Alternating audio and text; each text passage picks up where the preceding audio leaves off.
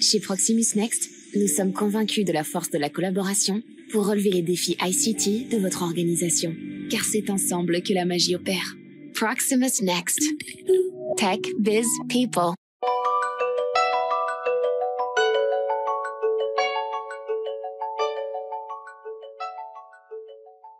Bonjour, je m'appelle Benoît Espel, je suis AI Domain Lead chez Proximus SADA, un des affiliés du groupe Proximus. Et je suis aujourd'hui en compagnie de M. Kinnar au salon Municipalia avec l'équipe Proximus pour vous parler un peu de l'intelligence artificielle et de comment l'exploiter au niveau des communes. Mais voilà, François Kinnar, bourgmestre de la ville d'Aubange, est très intéressé par l'intelligence artificielle au sein des communes, voir ce qu'on peut faire et voir comment est-ce qu'on peut progresser dans le domaine. Alors, au niveau des communes, justement, on peut supposer qu'il y a beaucoup de challenges auxquels vous faites face. Est-ce qu'il y en a certains que vous souhaitez mentionner ici et qui peuvent être liés à l'intelligence artificielle et qui, par exemple, l'intelligence artificielle pourrait apporter une solution à ces problèmes? Le premier problème qu'on a, c'est la réponse à toutes les demandes qui rentrent. Et les demandes rentrent de partout, par tous les canaux. Et donc, c'est difficile à centraliser, à traiter.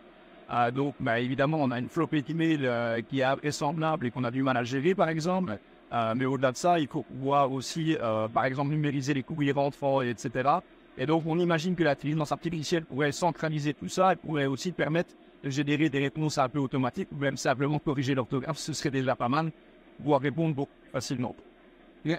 Effectivement, on le sait tous, l'intelligence artificielle, c'est quelque chose qui est en plein essor, notamment depuis l'arrivée de l'intelligence artificielle générative. Alors, est-ce que vous êtes déjà un peu familier de ce que cela signifie, l'intelligence artificielle générative? Ou au sein de la commune, est-ce que les personnes utilisent déjà certains outils? Ou est-ce que c'est vraiment quelque chose qui est encore assez niche au sein des communes? C'est encore assez niche, je pense, au sein des communes. Moi, personnellement, ça m'intéresse beaucoup. Je suis jeune et j'aime bien ce domaine-là.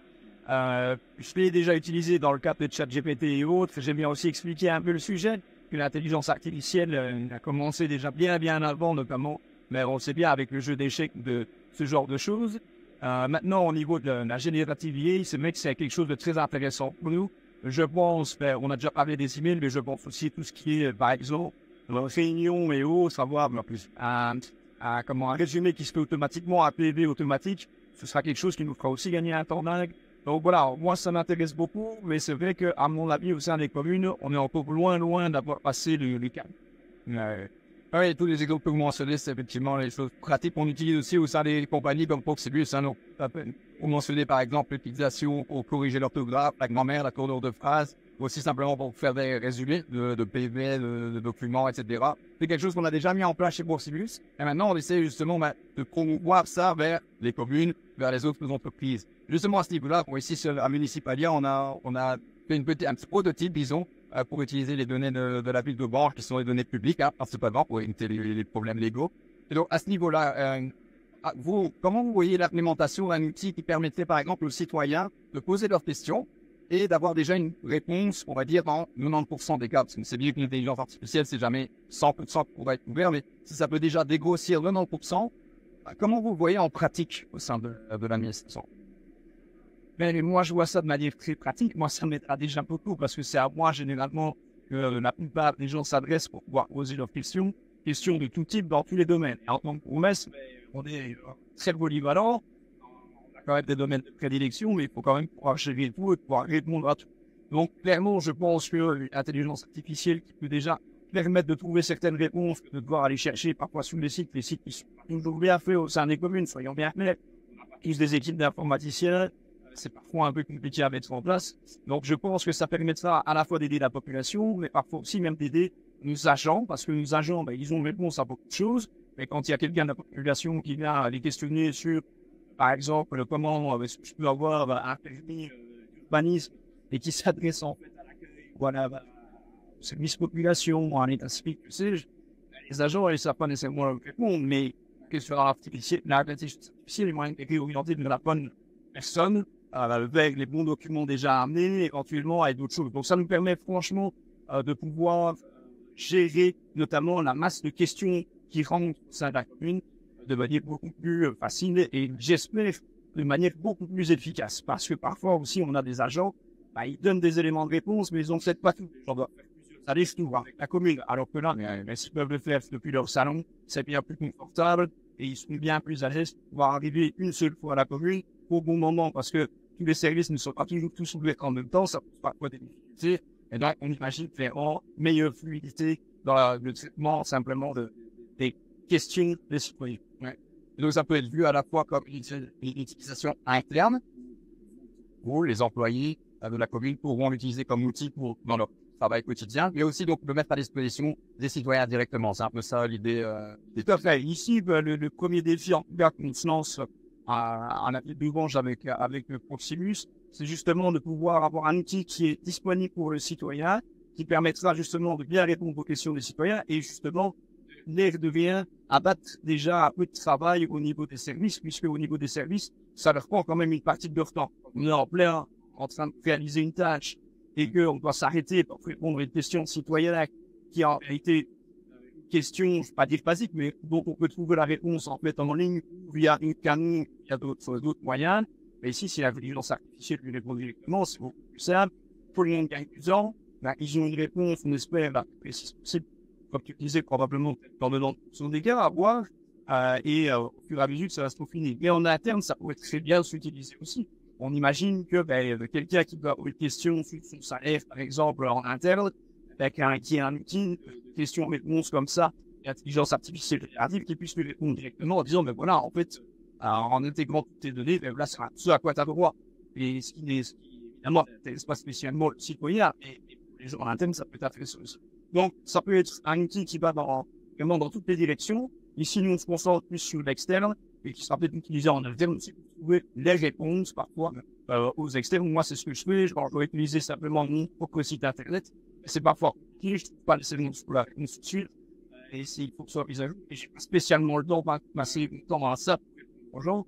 Tandis que si j'ai intelligence artificielle, moi-même, je la secte ou bien les gens directement, je leur envoie un lien, c'est fini, et on avance. La raison pour laquelle aussi je faisais la distinction entre interne et externe, c'est que quand c'est un outil qui est utilisé en interne, si on est dans les 90%, dans temps, ça veut dire aussi que la réponse ne sera pas correcte, pas complète. Quand c'est en interne, donc voilà, c'est toujours plus facile à manager. Maintenant, si on va vers des clients externes, il y aura aussi peut-être cette compréhension à avoir que l'outil ne fonctionnera jamais de manière parfaite dans tous les cas, parce que ça reste statistique. Et donc, comment vous allez approcher ça? Parce qu'il y aura peut-être du mécontentement. Disons, dans les 10% ou les 5% qui sont mauvaises réponses, les citoyens vont être mal informés. Dans ce cas-là, ça peut arriver.